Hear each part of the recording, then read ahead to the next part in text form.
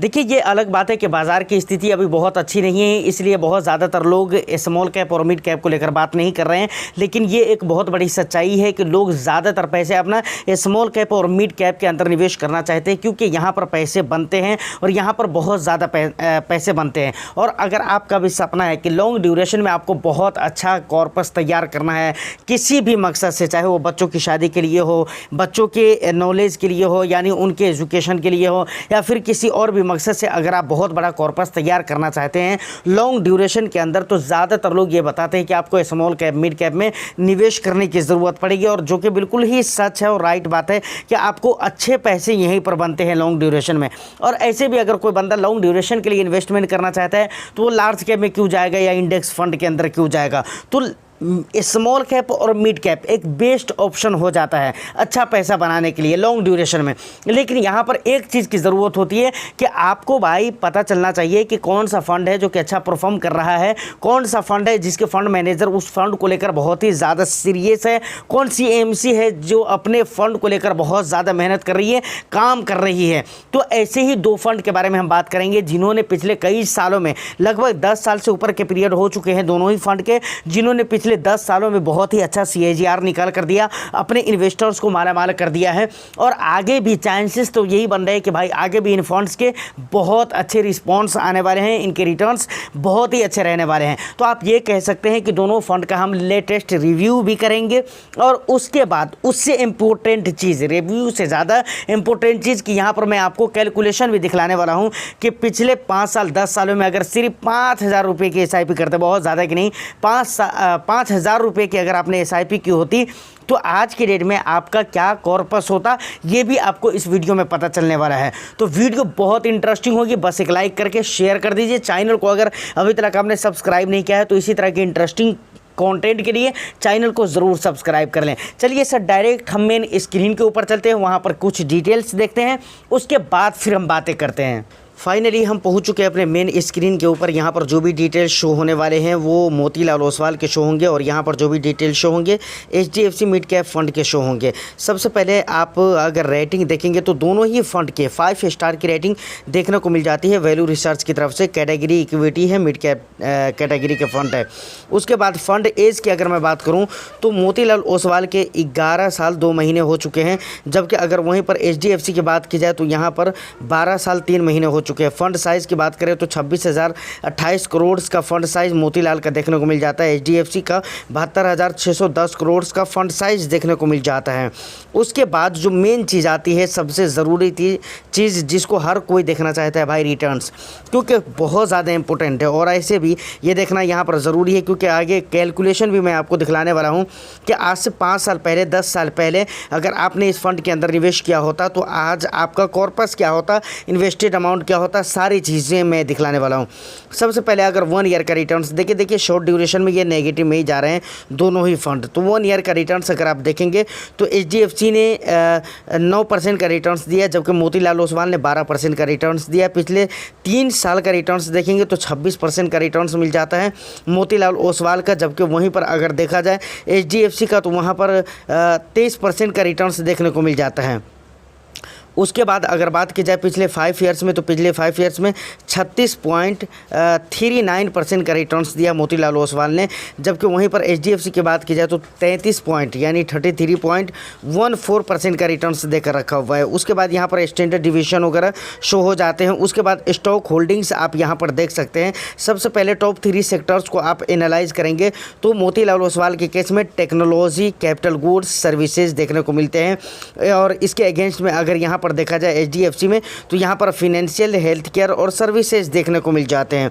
उसके बाद ये सारी कंपनीज है जिसे आप रीड कर सकते हैं। तो ये सारी इंपॉर्टेंट बातें थी। अब देखिए अगर मैं बात करूँ एक्सपेंस की तो ऑफ कोर्स मोतीलाल ओसवाल का जो फंड है उसका एक्सपेंस थोड़ा ज़्यादा रीजनेबल नज़र आता है, ज़्यादा अच्छा नज़र आ रहा है। 0.64% का एक्सपेंस देखने को मिलता है, जबकि अगर HDFC की बात करें तो 0.89% का एक्सपेंस देखने को मिलता है। और लॉन्ग ड्यूरेशन में अगर रिटर्न्स भी देखें तो मोतीलाल ओसवाल के ही ज़्यादा अच्छे हैं। उसके बाद अगर बेंचमार्क इंडेक्स की बात करें तो निफ्टी मिड कैप 150 दोनों ही फंड के सेम बेंचमार्क रहने वाले हैं यहाँ पर। तो ये सारी चीज़ें फंड के बारे में डिटेल्स हो गई। अब ज़रा हम कैलकुलेशन देखते हैं। सबसे पहले आपको याद यहाँ पर कुछ चीज़ें रखने की ज़रूरत पड़ेगी, रिटर्न्स आपको याद रखने की ज़रूरत पड़ेगी। चलिए हम रिटर्न्स ग्रो के एप्लीकेशन से हम ले लेंगे। यहाँ पर जो भी रिटर्न्स है यहाँ पर हमने देख लिया है, लेकिन इसको हम थोड़ी देर के लिए अलग करते हैं। ग्रो के एप्लीकेशन से हम रिटर्न्स देखेंगे और उसके बाद हम यहाँ पर कैलकुलेशन करते हैं कि अगर आप 5 साल पहले 5,000 रुपये के SIP किए होते या 10 साल पहले अगर 5,000 रुपये या 10,000 रुपये के SIP किए होते तो उस हिसाब से आपका कॉर्पस क्या होता है, या फिर कुछ पैसा 1 लाख या 5 लाख रुपये आप लमसम क्या होता तो उसका क्या हिसाब किताब अभी तक बन चुका होता, ये चीज़ ज़रा हम देख लेते हैं। तो फाइनली हम ग्रो एप्लीकेशन के अंदर इंटर कर चुके हैं। सबसे पहले अगर हम यहाँ पर देख सकते हैं आप, सबसे पहले हम HDFC को लेकर कैलकुलेशन करते हैं, उसके बाद फिर मोतीलाल ओसवाल के रिटर्न्स को लेकर कैलकुलेशन करेंगे। तो यहाँ पर आप देखेंगे टाइम पीरियड दिया गया है पिछले 5 साल का। अगर हम रिटर्न्स देखें तो यहाँ पर आपको रिटर्न्स देखने को मिल जाता है कितना परसेंट, 33% का रिटर्न्स देखने को मिल जाता है, 33.79%। अब ज़रा हम इसको कैलकुलेट करते चलिए, गूगल पे चलकर हम इसको कैलकुलेट करते हैं कि भाई अगर 33.79% का रिटर्न्स के हिसाब से 5 साल पहले अगर हमने SIP किया होता तो आज हमारा पैसा कितना होता। चलिए इसको ज़रा हम देख लेते हैं। देखिए अब यहाँ पर मैं ज़्यादा नहीं, सिर्फ 5,000 रुपये इंटर कर देता हूँ। 5,000 रुपये के SIP हम कर रहे होते हैं। यहाँ पर मंथली इन्वेस्टमेंट अमाउंट 5,000 रुपये होता है। इन्वेस्टमेंट पीरियड की अगर मैं बात करूँ तो 5 साल के रिटर्न्स हमने देखा है ना, तो 5 ईयर्स में लेकर चलता हूँ। कितने परसेंट का रिटर्न्स था, 33.79% का, लेकिन हम सिर्फ 33% का रिटर्न्स पकड़ कर चलते हैं। और उसके बाद यहाँ पर कैलकुलेट का जो ऑप्शन मिलता है इस पर हम क्लिक कर देंगे तो सारा कैलकुलेशन निकल कर यहाँ पर सामने आ जाएगा। थोड़ा नेटवर्क हमारे इधर पर डिस्टर्ब रहता है तो थोड़ा सा वेट तो आपको करना पड़ता है। फाइनली हमारे सामने ये कैलकुलेशन निकल कर आ चुका है कि हमारा जो अमाउंट हो चुका होता है, सिर्फ वेल्थ की अगर मैं बात करूँ तो 3,73,113 रुपये सिर्फ वेल्थ होते हैं, यानी सिर्फ गेन होते, वेल्थ गेन होते आपके, समझ रहे हैं ना। वहीं पर हम इन्वेस्टेड अमाउंट की बात करें तो आपका टोटल इन्वेस्टेड अमाउंट 3 लाख रुपये का हो जाता, और टोटल पैसा यानी इन्वेस्टेड अमाउंट मिलाकर और गेन मिलाकर दोनों पैसे मिलाकर जो आपके पैसे होते वो 6,73,113 रुपये हो गए होते। यानी पिछले 5 साल में अगर आप 5,000 रुपये की SIP की होती मंथली, जहां पर आपको 33% का रिटर्न्स मिल गया होता। तो यानी कहां पर मैंने आपको बताया है HDFC के 5 साल के रिटर्न्स को अगर हम देखें तो। उसके बाद ज़रा हम देखते हैं कि सिंस इंसेप्शंस, जब से ये फंड लॉन्च किया गया है तब से लेकर अभी तक किस प्रकार का रिटर्न्स दिया है, और उस टाइम से अगर हम निवेश किए होते तो आज की डेट में क्या हाल होता है। देखिए सिंस इंसेप्शन का अगर रिटर्न्स देखेंगे तो 20.71 है, समझ रहे हैं ना, 71 है। तो 20% के हिसाब से ज़रा इसको हम कैलकुलेट करके देखते हैं और फिर देखते हैं क्या नतीजा निकलता है। देखिए यहाँ पे सारा डिटेल्स हमने इंटर कर दिया हुआ है, अमाउंट सेम रहेंगे। उसके बाद अगर मैं इन्वेस्टमेंट पीरियड की बात करूँ तो फंड जब से लॉन्च हुआ है तब से अगर आप इस फंड में SIP के होते, यानी 12 साल से अगर आप SIP कर रहे होते 5,000 रुपये की, जहाँ पर आपको 20% का रिटर्न्स मिल जाता, जो कि सिंस इंसेप्शन का रिटर्न्स है HDFC मिड कैप का। तो इस हिसाब से टोटल जो आपके 19,04,941 रुपये के सिर्फ वेल्थ गेन होते हैं। इन्वेस्टेड अमाउंट की अगर मैं बात करूं तो यहाँ पर 72 यानी 7,20,000 रुपये जो है ना आपके इन्वेस्टेड अमाउंट हो जाते हैं, और टोटल पैसे जो हो जाते हैं 26,24,941 रुपये हो जाते हैं। ये टोटल पैसे हो जाते हैं इन्वेस्टेड अमाउंट मिलाकर और आपके जो भी गेंस है वो गेंस मिलाकर। तो ये हाल है अगर आप SIP के होते लॉन्ग टर्म में, तो देख सकते हैं किस तरीके से मैजिक यहाँ पर काम करता हुआ नज़र आ रहा है। अब ज़रा हम सेम कैलकुलेशन देख लेते हैं Motilal Oswal mid cap fund को लेकर कि किस प्रकार का रिटर्न्स दिया है, और वहाँ पर अगर हमने सेम पैसे को SIP किया होता सेम टाइम ड्यूरेशन के लिए तो कितना पैसा बन चुका होता। चलिए हम इसको ज़रा सर्च कर लेते हैं। देखिए यहाँ पर आ चुका है मोतीलाल ओसवाल, और 5 साल का रिटर्न्स अगर हम देखेंगे तो यहाँ पर आप देख सकते हैं 37% का रिटर्न्स यहाँ पर दिखला रहा है। जबकि पीछे अगर आपने वेबसाइट पर देखा होगा ET मनी की वेबसाइट पर तो वहाँ 36% का रिटर्न्स था। तो ठीक है, 1-8% का हेर फेर रहता है। तो मैं 36% के हिसाब से कैलकुलेशन करता हूँ, और मैं ये मान कर चलता हूँ कि भाई पिछले 5 सालों में सिर्फ 36% का रिटर्न्स दिया, और उसके हिसाब से फिर हम कैलकुलेशन यहाँ पर देख लेते हैं। देखिए आपका समय बहुत ज़्यादा ख़राब ना हो इसलिए मैंने पहले ही इन सारी चीज़ों को फिल कर दिया। सारी चीज़ें यहाँ पर सेम रहने वाली है, सिर्फ रिटर्न्स के जो परसेंटेज है वो बढ़ गए हैं।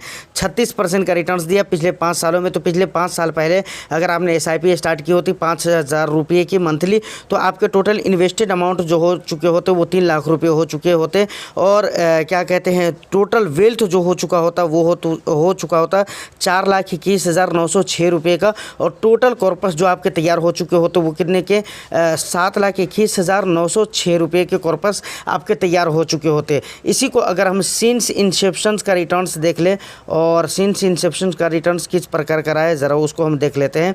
ग्रो के एप्लीकेशन में फिर से हमें जाना पड़ेगा। यहाँ पर हम आ चुके हैं। ओवरऑल जो रिटर्न्स है वो 23% का रिटर्न्स है। कब से लेकर, यानी आप ये मानिए ना कि 11 साल इस फंड के हो चुके हैं, समझ रहे हैं ना। तो 23% के रिटर्न्स के हिसाब से ज़रा हम यहाँ पर देख लेते हैं भाई। अब देखिए यहाँ पर देख सकते हैं 5,000 रुपये के मंथली SIP अगर 11 साल तक आप किए हो तो मतलब 11 साल इस फंड का एज में मान कर चलता हूँ। 11 साल कुछ महीने हो चुके, लेकिन 11 साल हम मान कर चलते हैं। जहाँ पर आपने देखा है कि सिंस इंसेप्शन का रिटर्न 23% का रहा है। इस हिसाब से आपके जो टोटल सिर्फ गेन होते, सिर्फ गेन्स की मैं बात कर रहा हूँ, वेल्थ गेन होते वो होते 18,97,679 रुपये का। और टोटल इन्वेस्टेड अमाउंट हो जाते आपके 6,60,000 रुपये। और टोटल कॉर्पस आपके कितने के हो जाते 25,57,679 के।